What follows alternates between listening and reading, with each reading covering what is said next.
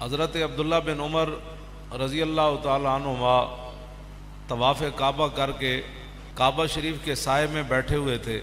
ایک آدمی عراق سے آیا، وہ بھی حج کرنے یا عمرہ کرنے آیا.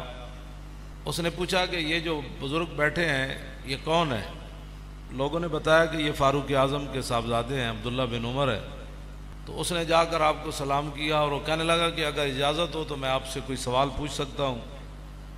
آپ نے فرمایا پوچھو، کیا پوچھتے ہو؟ جب انسان وَالسَّعِيدُ مَنْ وُعِظَ بِغَيْرِ وَالسَّعِيدُ، وہ پوری حدیث ہے، میں علیحدہ پڑھ رہا ہوں اس لیے اس پر پیش پڑھ رہا ہوں. نبی علیہ السلام نے فرمایا کہ خوش بخت وہ ہوتا ہے جو دوسرے کو دیکھ کر نصیحت پکڑے. یہ نہیں کہ اس کو نصیحت کی جائے، وہ دوسرے کو دیکھ کر نصیحت پکڑے. توبہ توبہ، اچھا اس نے یہ کام کیا تو اس کو یہ سزا مل رہی ہے، اس نے یہ کام، توبہ توبہ، اچھا یہ اس حالت میں تھا تو اس حالت میں آ گیا، توبہ توبہ توبہ، اچھا یہ اتنا وہ آدمی ہے جو آج اس حالت میں پہنچ گیا. حضور نے فرمایا خوش بخت انسان وہ ہے کہ جس تقریریں سنیں کے بغیر ہی لوگوں کو دیکھ دیکھ کر نصیحت پکڑے.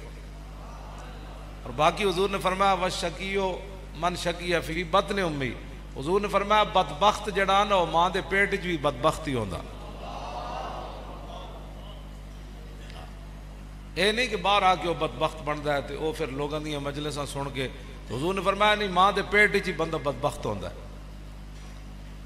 اب عبداللہ بن عمر سامنے، اللہ کا گھر سامنے، مقام ابراہیم سامنے، صفا اور مروہ ادھر موجود، مسجد حرام موجود.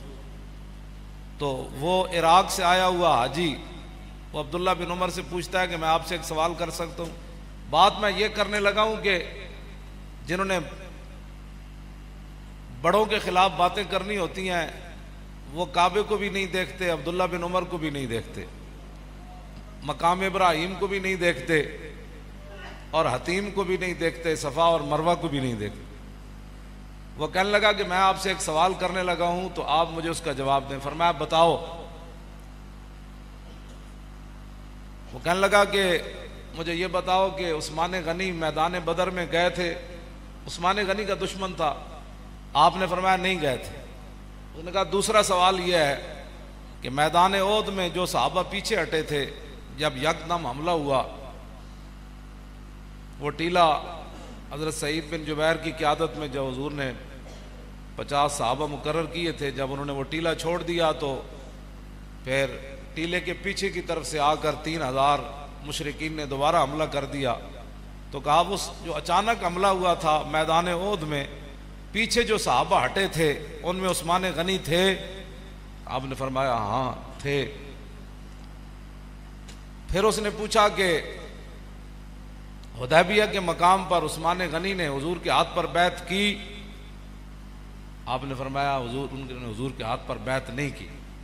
تو کہنے لگا اللہ اکبر، بس میرا جو عقیدہ تھا اس کا جواب عبداللہ بن عمر سے مل گیا. تو نعرے لگاتا ہوا جانے لگا تو عبداللہ بن عمر نے فرمایا اس کو پکڑ کر میرے پاس لاؤ.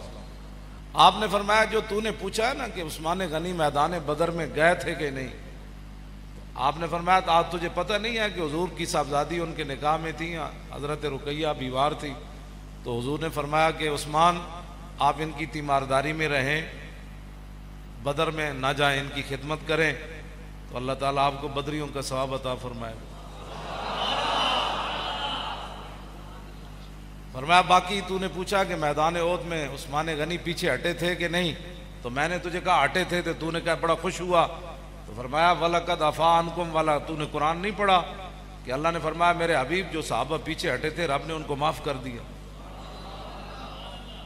تیسری بار جو تو نے پوچھی ہے کہ عثمان غنی حدیبیہ کے مقام پر تھے کہ نہیں، فرمایا 1400 صحابہ میں سے سب سے زیادہ حضور کو محبوب ہی وہی تھے، اور سب سے زیادہ ان کی پاور کی وجہ سے حضور نے ان کو سفیر بنا کر بھیجا تھا کہ پورے مکے میں ان کے رشتہ دار موجود تھے، کسی کی جرت نہیں تھی ان کی طرف کوئی ہاتھ بڑھاتا. تو تجھے پتہ نہیں ہے کہ حضور کے وہ محبوب تھے، اور حضور نے فرمایا تھا کہ عثمان اللہ کا بھی کام کرنے گیا ہے اور اس کے رسول کا کام کرنے گیا ہے. جب آپ نے تینوں باتوں کا جواب دیا تو فرمایا فَاذْهَبْ بِنَا الْآن، فرمایا ہن نعرہ لان. تو بات اتنی ہے کہ جن لوگوں نے باتیں کرنی ہوتی ہیں وہ کعبے کے سامنے بھی باتیں کر دیتے ہیں اور ان کے بارے میں باتیں کر دیتے ہیں جن کے بارے میں حضور نے فرمایا کہ یا اللہ عثمان بڑا حیا والا ہے. قیامت کے دن ہر بندے کو رب کے سامنے ایک بار پیش ہونا پڑے گا. وَإِن مِّنكُمْ إِلَّا وَارِدُهَا، یہ قرآن کی نص ہے. ہاں جی، ہر بندے کو ایک بار رب کے سامنے پیش ہونا پڑے گا بغیر ترجمان کے. درمیان میں ترجمان نہیں ہوگا، اپنے کرتوتوں کا جواب دینا ہوگا ہر بندے کو سوائے عثمان غنی کے. اس لیے آج کی رات توبہ کی رات ہے. ہر بندے کو پتہ ہے میں نے کیا کرتوت کی ہے، تو وہ جو پیشی ہے نا وہاں اس دن جھوٹ بھی نہیں بولا جائے گا، ہوگا بھی رب سامنے. بندہ کدھر اور رب کی شان بلند و بالا، تو کیسے کھڑا ہوگا بندہ رب کے سامنے؟ کیسے جھوٹ بولے گا؟ کیسے اس کو ندامت آئے گی؟ کیسے اپنے کرتوت اس کو ایک کر کے یاد آئیں گے؟ تو آج موقع ہے کہ سب گناہوں کی معافی مانگیں، سب گناہوں سے توبہ کریں.